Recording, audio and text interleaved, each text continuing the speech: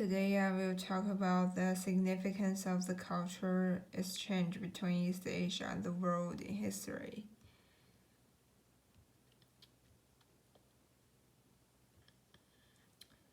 Traditional Chinese medicine has a long history and extensive influence in the world. It has high practical value and rich scientific content. As an important part of Chinese treasure, it brings an outstanding cultural heritage of the world. Traditional Chinese medicine shows us such a long history, and each period indeed expresses Chinese unique culture and wisdom, which has greatest effect on the world. As early as the Qing and Han dynasty, Chinese medicine spread to North Korea, Japan, and Vietnam. In the Han dynasty, the rhubarb, as one of Chinese herbal medicine, was exported to Europe. Then, in the Tang dynasty, dozens of Chinese medicine material were introduced to India and were known as Shenzhou Shangyao, that refers to the greatest and the most powerful medicine from China.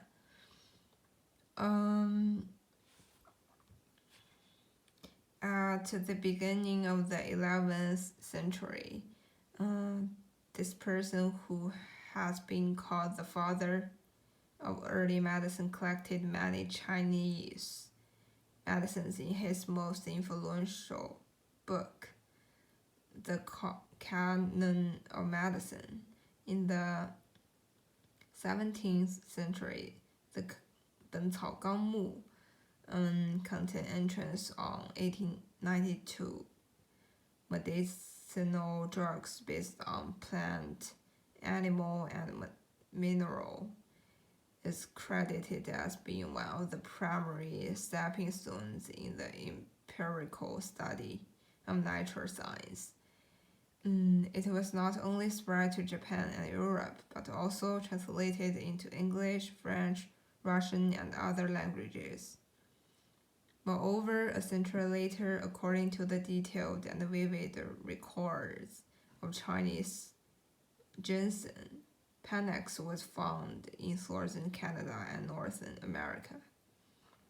Additionally, in 1974, acupuncture that consists of the insertion of one or several small metal needles into the skin and underlying tissues at precise points on the body, gained legal status after legislation was passed on the recommendation of the State Commission on Acupuncture.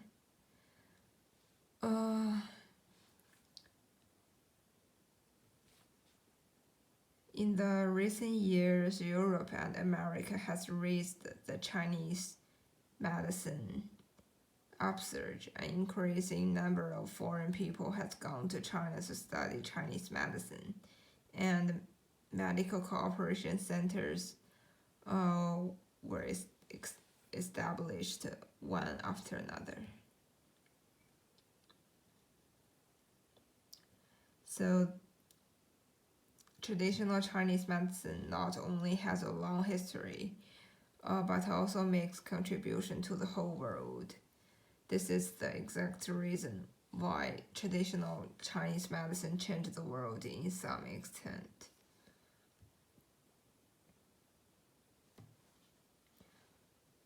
For example, the Yellow Emperor's classic of internal medicine, composed in the 3rd century BCE, records concepts in the era of anatomy, physiology, and biochemistry, and emphasizes on metabolism and material transformation.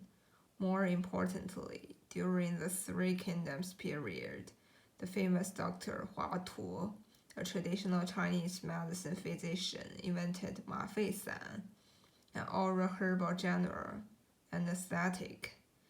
He, as a remarkable pioneer, did innovative work in of therapy and developed the growth of surgery to the world. In the Tang Dynasty, people have already realized leprosy was awfully infectious and utilized Chinese herbal to treat leprosy effectively. Later, around the 11th century, China began to apply the method of human pox vaccination to prevent smallpox, creating a history of artificial immunity. The world began to use and develop this technique extensively afterwards.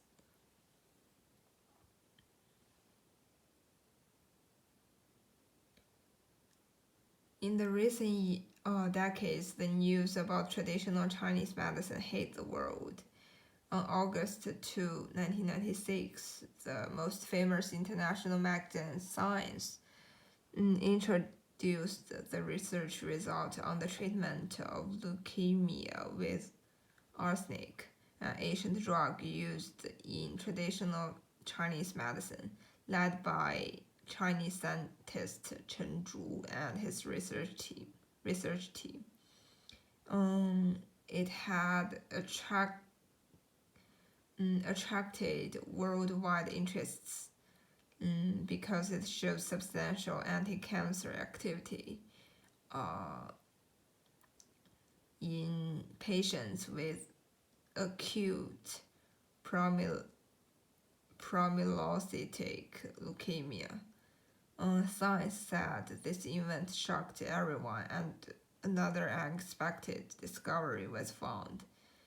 Moreover, the internationally authoritative Blood and Nature magazines have published papers written by Chen Zhu and his research team several times, and conducted exclusive interview on their research work. The Chinese Chen Zhu group made breakthrough in the field of hematology, molecular biology. From molecular level, they reviews the retinoic acid treatment as early as the principle of fine grain of leukemia, and clarify arsenic trioxide for the first time in the world in the treatment of leukemia molecular mechanism. This discovery makes arsenic and ancient Chinese medicine formally enter a mainstream of modern drug treatment research.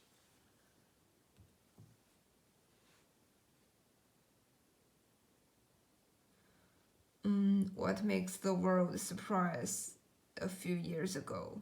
It must be the event that a Chinese person won the Nobel Prize in medicine area because of a substance in traditional Chinese medicine. Tu Youyou, Chinese scientist, studied the anti-malarial substance Qinghao later known as artemisinin, one of the world's most effective malaria-fighting drugs. Then she became the first female mainland Chinese scientist to win the Nobel Prize in physiology and medicine even without a medical degree. Her findings make great contribution to the world people's health, and was praised by the Western media as the greatest medical innovation in the second half of the 20th century. As a result, the Chinese achieved breakthrough in Nobel Prize in the field of natural sciences and in traditional Chinese medicine development. Tu Youyou said her greatest achievement is not winning the Nobel Prize, but rather having the opportunity to demonstrate the benefits of traditional Chinese medicine on the international stage. So, in conclusion, the traditional Chinese medicine do bring significance to the world cultural exchange. So here's my reference.